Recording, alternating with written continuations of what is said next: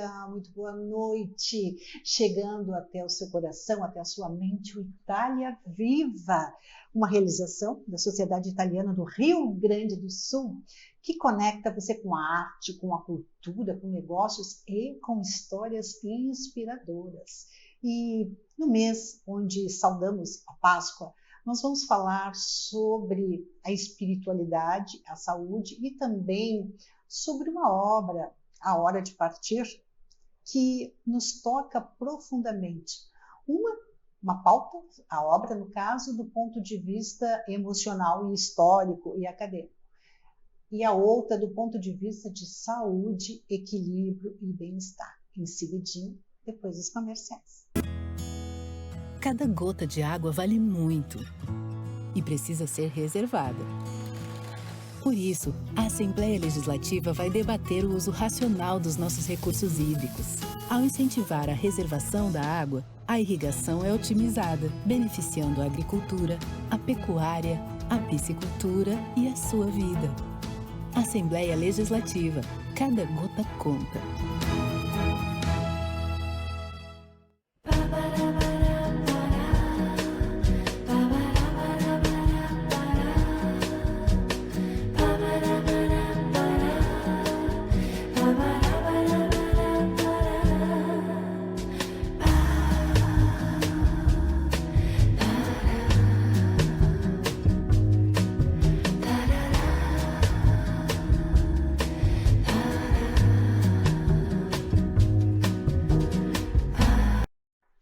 Nesse clima de paz, de serenidade, a nossa sala de visitas do Itália Viva recebe dois Antônios. O nosso doutor Antônio De Bortoli. Boa noite, seja muito bem-vindo, doutor Antônio. Boa noite, Cris, boa noite a todos. Boa noite ao Antônio. E boa noite também ao professor Antônio De Ruggiero. Isso mesmo, pronunciou muito bem. Muito obrigado, Cris.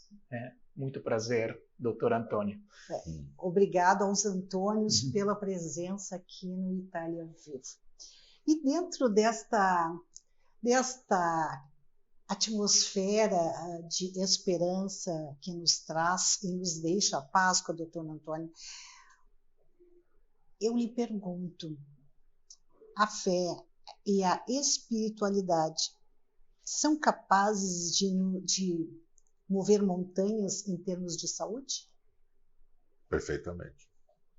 É possível? É possível e já está até cientificamente comprovado. Apesar de ser meio...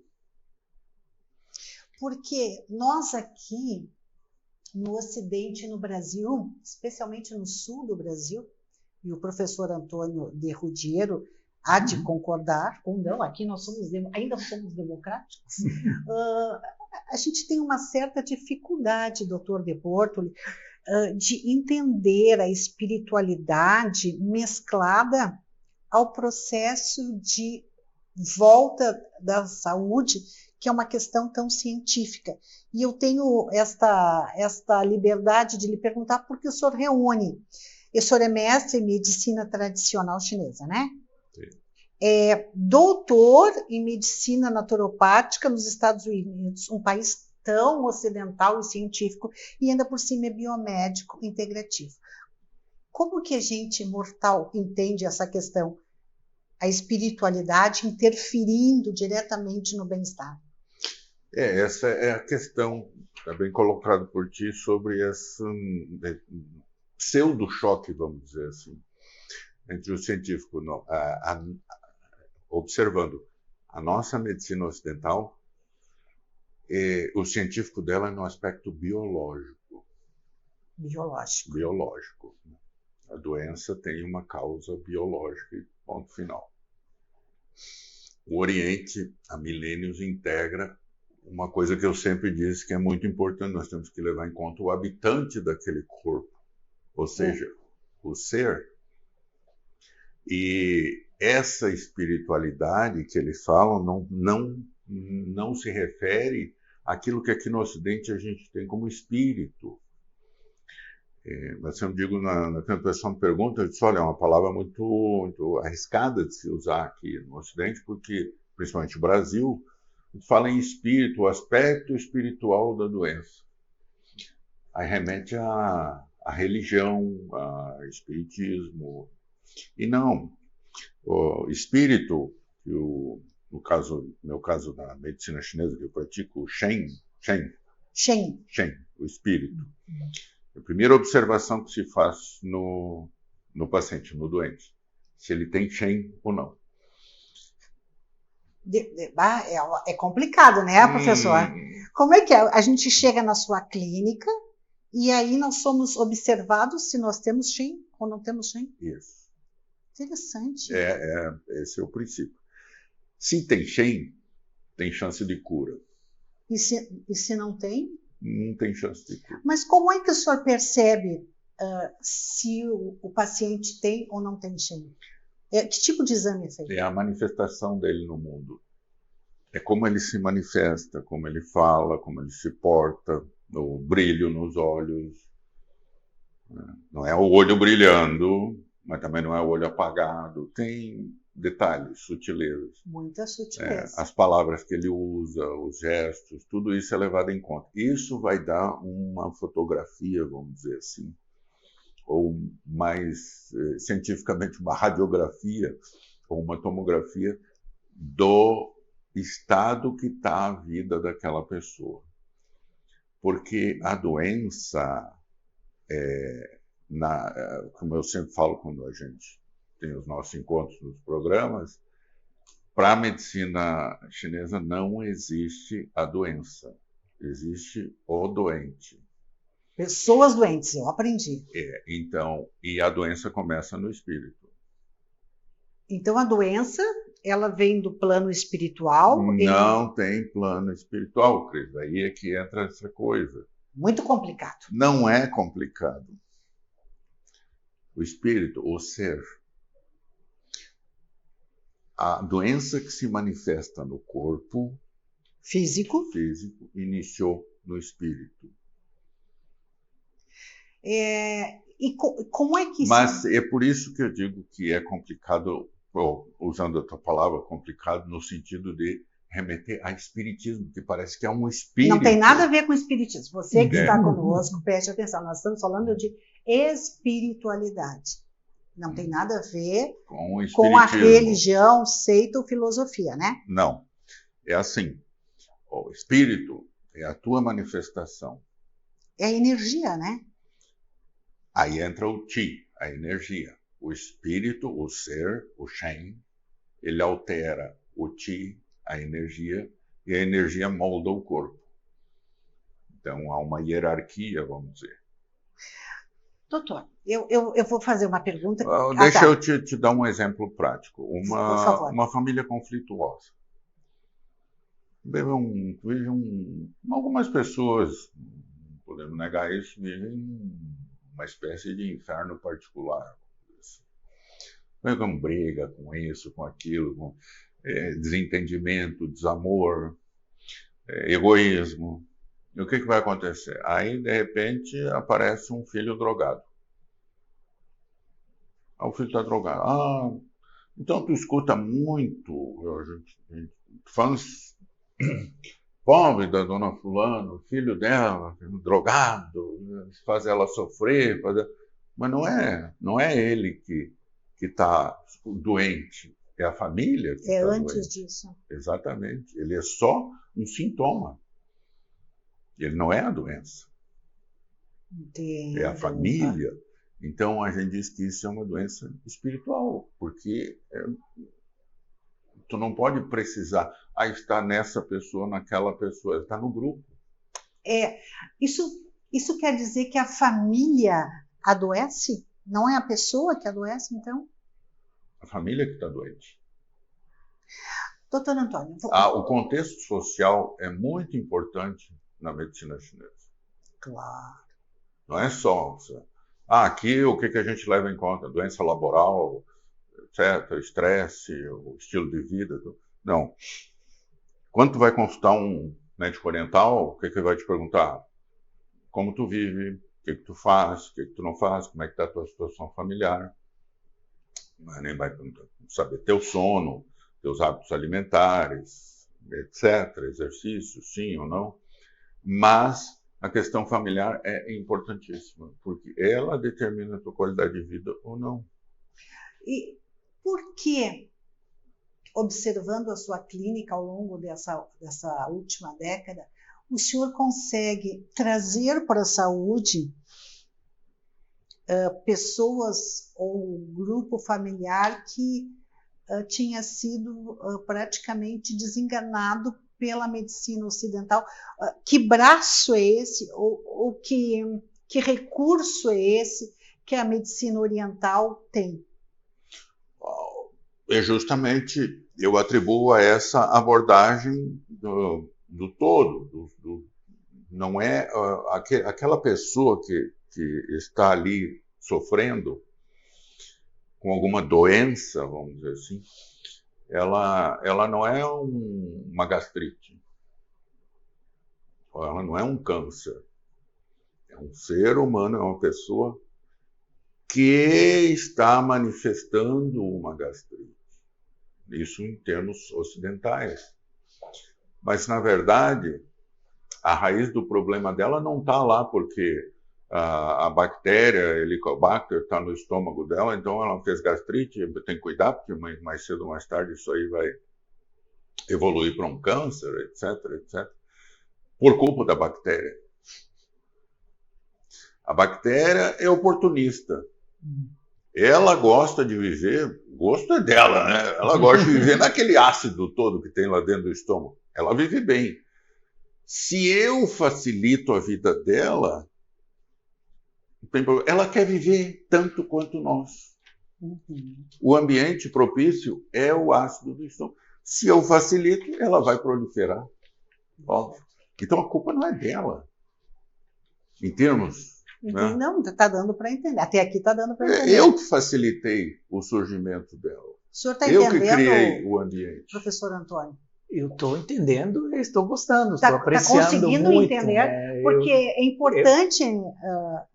É muito importante este nível espiritual. Eu concordo com o doutor, apesar de não ter conhecimento, apesar de frequentar outros ambientes disciplinares, mas acredito realmente que isto possa, sim, ajudar, entender que nós, seres humanos, né, somos compostos de matérias, mas também de estados de ânimo, né, de alma. Então, acho que as duas coisas devem viver em equilíbrio, né? Talvez seja voltando ao questão. Estômago, que eu estava falando da bactéria, no caso, estômago, ele sofre com a ansiedade, então... preocupação. A pessoa que é muito preocupada, tem muitas preocupações. Às vezes preocupação à toa, mas tem. Mas preocupou, fere o estômago. Facilita com que ele adoeça. Na medicina chinesa, nós levamos muito em consideração a emoção, qual o tipo de emoção e o órgão que ela enfraquece. Ela fragiliza um órgão específico. A preocupação, a ansiedade, fragiliza o estômago. Então ele vai adoecer. Mas não porque a bactéria é oportunista. Claro. Eu é que abri o caminho. É uma abordagem bem diferente. E que emoção prejudica o fígado? O fígado é a frustração, raiva, ressentimento. Eu sempre explico para meus alunos, a raiva, quando falo em raiva, não é aquela raiva, um exemplo que eu sempre dou, tu tá andando na calçada, ou tá num ônibus, alguém pisa no teu pé, tu chuta a canela, nem pensa. Não é essa... Daqui a um minuto, tu nem lembra mais o que aconteceu. Eu chutei um cara aí que me pisou no pé, mas nem sei quem é. Não, é aquela raiva que tu cultiva, anos e anos e anos. Aquilo vai te corroendo, vai te envenenando. E eu tenho observado na clínica que quando tu não tem contato com essa raiva, quando tu não consegue chegar naquele ponto, vamos dizer assim, de evolução emocional, espiritual, mas eu sou uma pessoa cheia de raiva, cheia de ódio, eu preciso resolver isso, tu deriva para um câncer. Que sério isso? Então, certa vez eu assistindo, em São Paulo, assistindo uma entrevista com um oncologista, e ele dizia que, por uma fatalidade, o câncer acomete a pessoa. Eu acredito que não seja uma fatalidade. Eu acredito que é uma construção, é um construto. Anos e anos fazendo. Ele não surge do dia para a noite. A manifestação de um câncer, por exemplo, pode ter certeza que tem 20 ou 30 anos que ele começou. Todo esse tempo? Não foi hoje. Eu fui ontem no médico, fiz um exame, estou com câncer. Mas o cara disse que eu estou com câncer. E agora? Até o ano passado eu não tinha nada. Tinha. E pela medicina oriental, especialmente no caso da medicina tradicional chinesa, é possível reverter essa doença? Dependendo do estágio que a pessoa procura recurso, né? E também do comprometimento da pessoa em resolver, porque aquilo que eu disse, eu carrego uma raiva, uma bronca antiga, um ódio, um ressentimento, e não quero ter contato com isso. Porque eu não sou assim, eu sou cristão, bondoso, caridoso, não tenho ódio dentro de mim, eu tenho muito amor dentro de mim. Isso aí é conversa fiada, mas eu fiz um câncer. Agora, a questão não é, veja bem, deixa bem claro aqui que eu não estou falando que o câncer é culpa da pessoa. Já ouvi isso. Claro. Já ouvi isso. A pessoa veio consultar comigo e disse, não, eu fui, e aí lá, quem me atendeu disse que o câncer foi, a culpa é minha. Que é isso? Absurdo. Não tem nada a ver. Eu acho que essa questão está muito ligada à nossa cultura, isso também falando de espiritualidade, que dentro da cultura judaico-cristã existe a culpa. Culpa. Eu me lembro quando criança, ia na missa e o padre lá, minha culpa, minha máxima culpa. Eu ficava perguntando, minha culpa do quê? O que foi que eu fiz? Mas, e aí você vê o pessoal que tem contato com a cultura oriental, trazendo conceitos orientais para o Ocidente, e tentando encaixar, mas encaixa meio engembrada a coisa. Não tem uma acoplagem? Não tem. Por exemplo, o conceito de karma. Karma eu escuto muito aqui, isso é karma. Eu tenho que sofrer, eu estou sofrendo isso por karma, porque na outra vida... Porque outra vida, ninguém sabe. Eu não vou discutir se teve ou não outra vida. Mas o karma é porque eu fui mal, então agora eu tenho que pagar. Não. Primeiro que não existe isso no Oriente. O Oriente, o oriental, o karma, a definição deles é muito clara. Karma é o resultado da fricção da alma com a matéria. Interessante. O fato de tu estar no mundo material, tu está gerando karma. Bom ou mal. E vai colher. Exatamente. Mas não por culpa.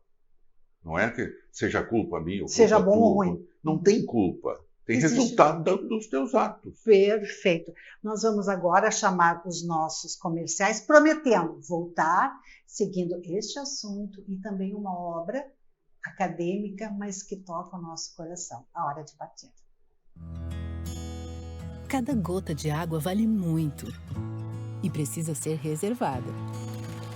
Por isso, a Assembleia Legislativa vai debater o uso racional dos nossos recursos hídricos. Ao incentivar a reservação da água, a irrigação é otimizada, beneficiando a agricultura, a pecuária, a piscicultura e a sua vida.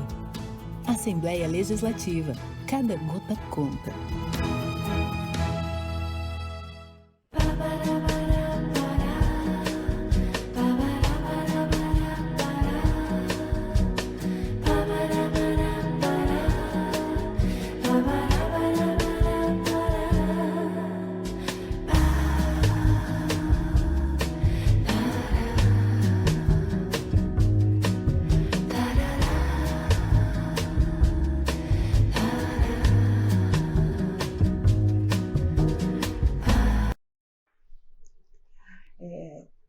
nós estávamos aqui no break do intervalo falando sobre a vida, sobre a medicina, sobre a nova medicina da China, que nós vamos falar num outro programa. Nós vamos trazer o Dr. Antônio Ligotti. Aliás, toda vez que você pede, nós tentamos, na medida do possível, dizer sim às suas demandas. Mas sim, eu digo também agora uma obra acadêmica, conforme foi colocado, A Hora de Partir, a grande imigração toscana no Brasil, de 1875 a 1914, do professor Antônio de Ruggiero. O professor Antônio é formado em História Moderna pela Universidade de Florença, professor de História Contemporânea e História do Brasil monárquico. Eu gosto muito do século XIX. Por quê? Não sei, porque acho que o século XIX realmente representa uma época de grande transformação, né? É chamado do século do progresso, né? E dentro do século do progresso se insere também aquele que é o tema central das minhas pesquisas, que é a história da imigração, né? A imigração se liga fortemente, a grande imigração dos italianos em massa está inserida no contexto da segunda revolução industrial, como é chamada, né? Os últimos 30, 40 anos do século XIX, quando as tecnologias permitem, né, que as distâncias se tornem mais curtas, né? Surgem as grandes companhias de navegação, né? A questão dos imigrantes se torna uma questão ligada também ao capitalismo da época. Então, vê como aumentam os números, né, dos imigrantes, dos fluxos migratórios, nesses últimos 30, 40 anos do século XIX. Né? Talvez seja até por isso, né, que eu escolhi esta temática. E qual o caminho que o senhor usou para encurtar a distância entre os leitores e a sua obra, A Hora de Partir? A Hora de Partir é uma obra que deriva da minha tese de doutorado, né, que foi defendida já há vários anos.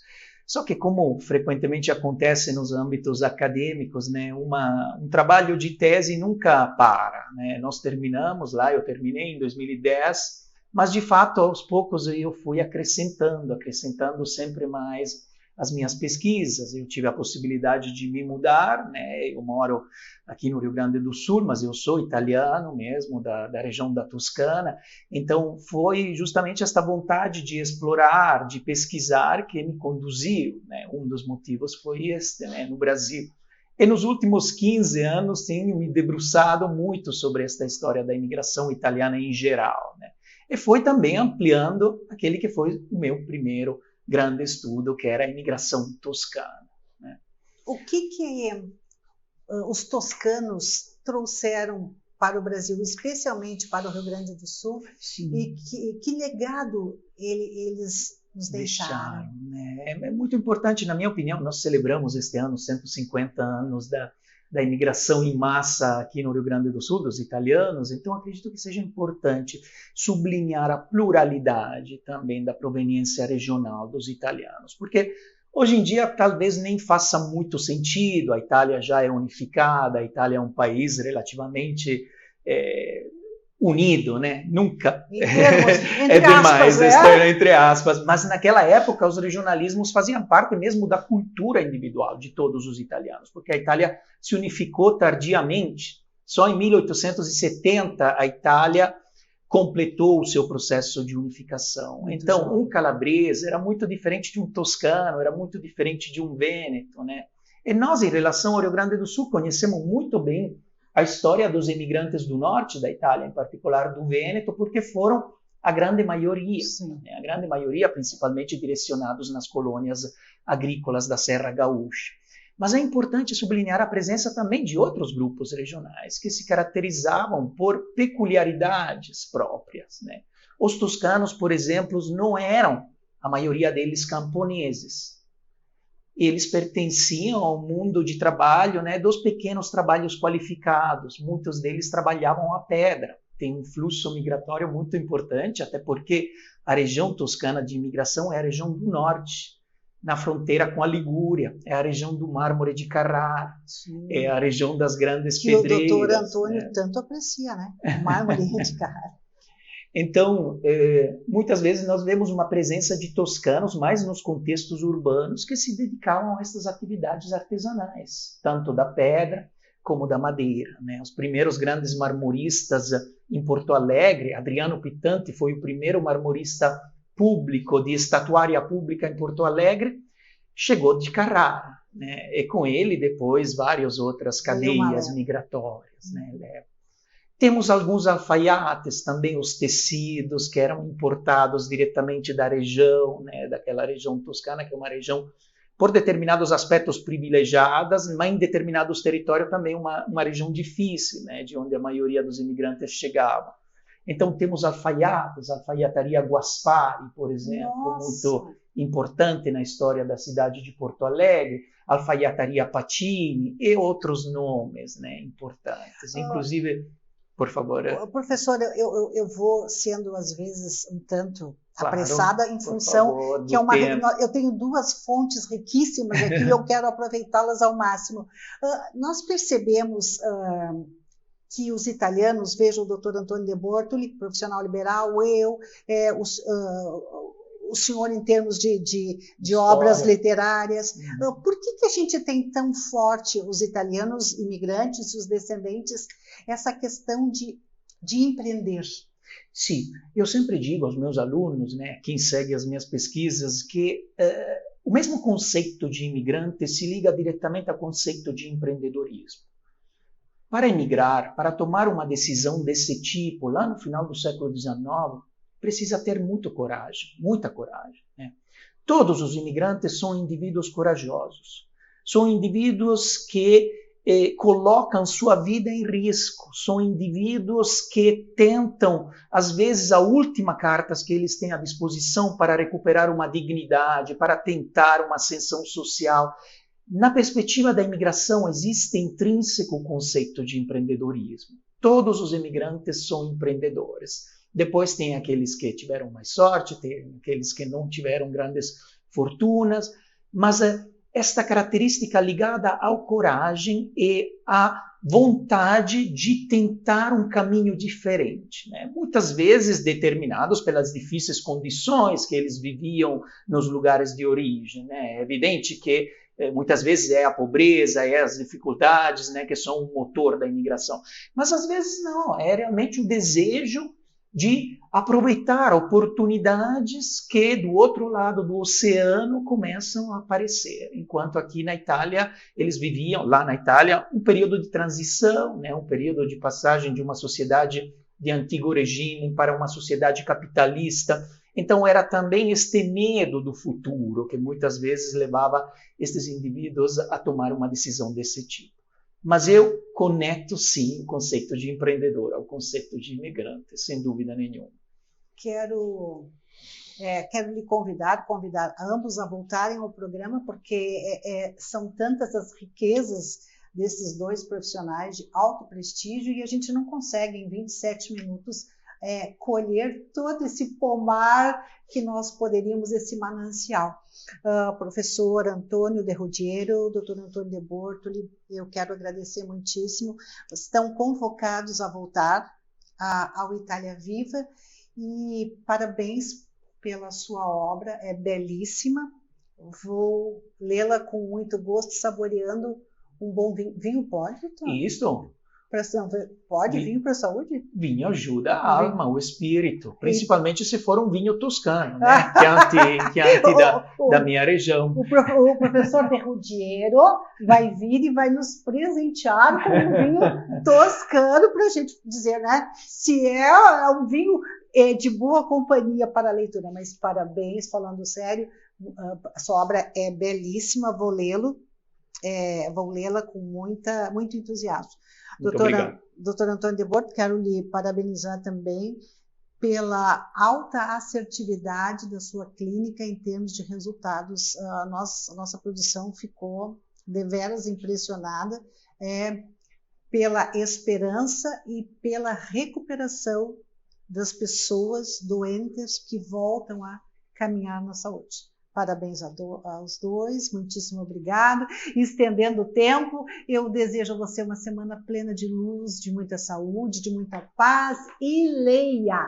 Comece por A Hora de Partir. Como eu sempre digo, dedicar um tempo à leitura pode significar um salto quântico aos nossos projetos de vida. Até o próximo Itália Viva.